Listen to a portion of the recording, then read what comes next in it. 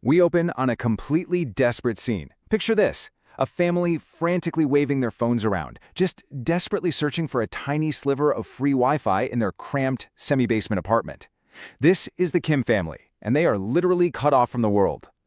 We're ruined! No more free Wi-Fi! Yep, the woman upstairs finally slapped a password on a router, leaving the Kims with absolutely zero connection. No texts, no calls, nothing. Just to survive another day, you've got Father Ki-tak, Mother Chung-suk, son Ki-woo, and daughter Ki-jung reduced to folding pizza boxes for a local delivery joint. And honestly, their work is so sloppy that the boss docks their already pitiful pay by 10%. They are living totally hand-to-mouth, suffocating in a home so full of stink bugs that their idea of extermination is just leaving the window open when the street sprayers go by. But, you know, their luck is about to take a massive turn. Moving on to the art of infiltration. The story really kicks into high gear when Ki-woo's university friend Min-hyuk drops by the neighborhood. And he brings this really unique gift that promises to alter the family's trajectory entirely. So he brings what's called an artscape stone. It's this heavy, symbolic Zen rock collected by his grandfather, and it's actually said to bring material fortune and promotion to a family. And crazy enough, almost immediately, this stone acts as a catalyst. Min-hyuk is heading abroad and offers Ki-woo this incredibly lucrative opportunity, taking over his job as an English tutor for Dae-hae, the teenage daughter of the ultra-wealthy Park family. There's just one catch here. Ki-woo isn't actually a university student, but thanks to a brilliantly forged document whipped up by his sister Ki-jung, Ki-woo manages to totally charm the wealthy but somewhat gullible Mrs. Park, and he secures the position as teacher Kevin. With Ki-woo's foot firmly in the door, the Kim family goes all in. They execute this rapid succession of schemes to systematically infiltrate the Park household. First, Ki-woo notices the chaotic, supposedly artistic behavior of the Park's young son, Da-sung. So what does he do? He recommends an exclusive art therapist from Illinois named Jessica, which of course is just his sister, Ki-jung. She swoops in and quickly diagnoses the boy with trauma based on the schizophrenia zone of his drawings, completely winning Mrs. Park's absolute trust. Next up, Ki-jung frames the Park's young chauffeur. She leaves her cheap underwear in his car, making Mr. Park think the driver is using his pristine Mercedes for hookups. Boom, the driver is quietly fired, and Father Ki-tak steps right into his shoes. But the most calculated, ruthless move? They save that for the final obstacle. See, the Kims need to get rid of the Park's devoted, longtime housekeeper Moon-gwang. They find out she has a severe, potentially lethal allergy to peach fuzz, so they weaponize it. They secretly sprinkle the fuzz on her to induce these terrible hacking coughing fits. Then, Ki-taek snaps a perfectly staged photo of her at a clinic, bringing it to Mrs. Park as evidence that the housekeeper has active tuberculosis.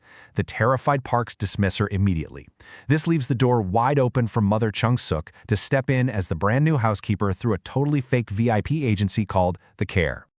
Now, Mr. Park's entire worldview is built on one very strict rule. He demands his employees never, ever cross the line. He requires absolute ironclad boundaries between the wealthy employers and the working class.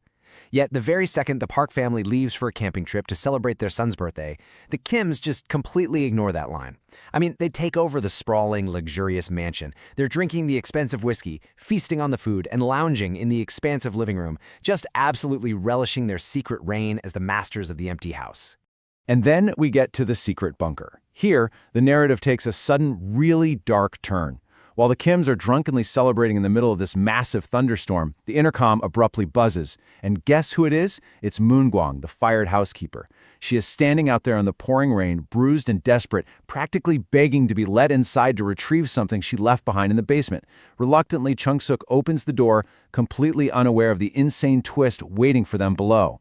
It turns out, right behind a heavy storage shelf in the basement lies a hidden door.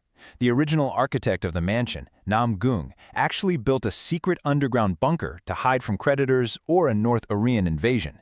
And the Parks, they never even knew it existed. For 4 years, 3 months, and 17 days, Moon-gwang has been secretly keeping her husband, Oh Gun-se, hidden down there. She's been protecting him from violent loan sharks ever since his Taiwanese Castella bakery went bust. She had just been quietly stealing food from the Park's kitchen all that time to keep him alive. So, what actually happens when two desperate families collide in a secret underground bunker? Well, total chaos, obviously. Moon Gwang begs Chung-suk to let her husband stay, even offering her cash to just bring him food once a week. But Chung-suk is having none of it and threatens to call the cops. In the massive scramble that follows, the rest of the Kim family, who were secretly eavesdropping on the stairs, tumble all the way down into the bunker. And in their panic, they call out to each other, "You know, father, honey!" They accidentally expose their true relationship. In a flash, Moon Gwang realizes they aren't some strangers from a fancy VIP agency at all. They are a family of charlatans. Suddenly, the balance of power instantly flips. Moon Gwang films the Kim family on her phone and literally holds them hostage in the basement. Her husband gleefully compares the phone's send button to a North Korean missile launcher. He's mimicking a news anchor threatening to utterly destroy the Kims' lives by sending the video straight to Mrs. Park. A violent, incredibly desperate physical struggle breaks out over the phone. But just as the Kims finally manage to get the upper hand, the house phone rings. It's Mrs. Park. The nearby river overflowed, ruining their camping trip, and they are heading back. In fact, they'll be arriving in exactly 8 minutes, and they want a bowl of premium chapaguri ready the exact moment they walk through the door. Next is the Rain and Ruin. This launches a frantic, genuinely heart-pounding sequence. Chung-suk rushes upstairs to cook the meal with premium Korean sirloin, while the rest of the Kim family desperately drags the tied-up bunker couple deeper underground. Just as the Parks walk in the front door, the Kims dive straight under the living room table, completely trapped. They are forced to lie completely still in the dark while Mr. and Mrs. Park fall asleep on the sofa, literally inches away. Finally, in the dead of night, they manage to crawl out from under the table, sneak out of the mansion, and just sprint out into the torrential rain. As that exact same rainstorm rages on, the Parks are sleeping comfortably, watching the water fall from their living room window while their son camps out in the yard inside a waterproof, US-made tent. But as the Kims flee back to their own neighborhood, they discover absolute ruin. The floodwaters have cascaded down the streets and completely submerged their semi-basement apartment in neck-deep, raw sewage.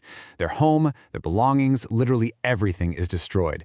You see Ki-woo wading through the filthy water, desperately clinging to that heavy artscape stone that started this whole thing. Homeless and utterly exhausted, the Kims end up joining hundreds of other displaced citizens sleeping on the hard floor of a crowded, makeshift gymnasium shelter. Ki-woo turns and asks his father what their plan is for the people trapped in the bunker. Ki-taek, who is just utterly broken at this point and stripped of all hope, replies, "You know, kind of plan never fails? A non-plan. With no plan, nothing can go wrong. If you start out without a plan, whether you kill someone or betray your country, none of it fucking matters. It is just the total collapse of the family's ascent." And this rapid descent is really marked by a devastating motif throughout the story: their smell. See, while trapped under the table earlier, Ki-taek had overheard Mr. Park complaining to his wife about his driver's stench. He described it as smelling like boiling a rag, or the unique smell of people who ride the subway. Now, sitting there in the gymnasium, the Kims realize this smell is the inescapable stench of their flooded semi-basement. Yet the very next morning, Mrs. Park calls them. The sky is blue, the pollution is completely washed away, and she decides to throw this extravagant, impromptu garden party. So the exhausted Kims are summoned right back to work. This brings us to the master plan. The story culminates in this incredibly surreal sunlit setup. The Kims, who literally just lost everything they own, are forced to serve these wealthy, pristine party guests.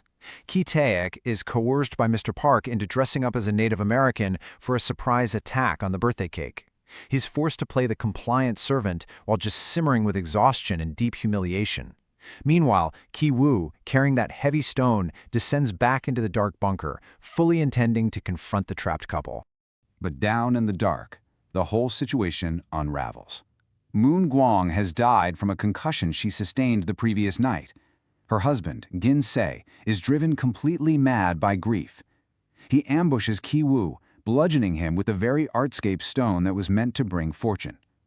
Gin-se then escapes out into the bright sunlight of the garden party. Wielding a kitchen knife, he charges right through the wealthy guests and fatally stabs Ki-jing in the chest. Total panic erupts everywhere. As Ki-jing bleeds out on the grass, Mr. Park is screaming for Ki-taek to throw him the car keys so he can save his own fainting son. As Mr. Park rolls the dying Gin-se over to grab the keys, he visibly recoils, holding his nose to block the man's basement stench. Seeing this ultimate display of disgust, Ki-taek just snaps. In a shocking, chaotic split second, he takes the knife, plunges it into Mr. Park, and vanishes. In the immediate fallout of the tragedy, the timeline is incredibly grim. Ki-jung passes away on July 1st. A month later, Ki-woo miraculously wakes up in the hospital after surviving severe brain surgery. He's laughing uncontrollably due to nerve damage while a detective reads him his Miranda rights. Mother and son face probation for document forgery and trespassing, but Father Ki-taek, he's gone. He just vanished into thin air, successfully evading a massive police manhunt. Eventually, the media moves on, but Ki-woo certainly doesn't. He starts hiking up a mountain that overlooks the now empty, unsold mansion. One cold night, Ki-woo notices a light flickering on and off above the porch, and he actually decodes the Morse code letter from his missing father. Ki-taek reveals that on the very day of the massacre, he simply ran right back down into the secret bunker. He gave Moon-gwang a tree-side burial. Eventually, a new German family bought the house. So now, Ki-taek lives exactly like Gunsei did. He's trapped underground, risking his life to sneak up into the kitchen at night just to steal food, with absolutely no hope of ever leaving. In response to this, Ki-woo drafts his own letter to his father, outlining his ultimate goal. He writes, "I'm going to make money. When I make the money, I will first buy this house." He envisions a day where he can casually walk into the sunlit garden, and all his father has to do is simply walk up the basement stairs. But as we see Ki-woo drafting this grand plan from the exact same miserable semi-basement where the story began, we are left with a really provocative final question. Is this a plan that can actually succeed, or is Ki-woo simply trapping himself in the same endless, cyclical illusion of wealth and desperation that ruined his family in the very first place?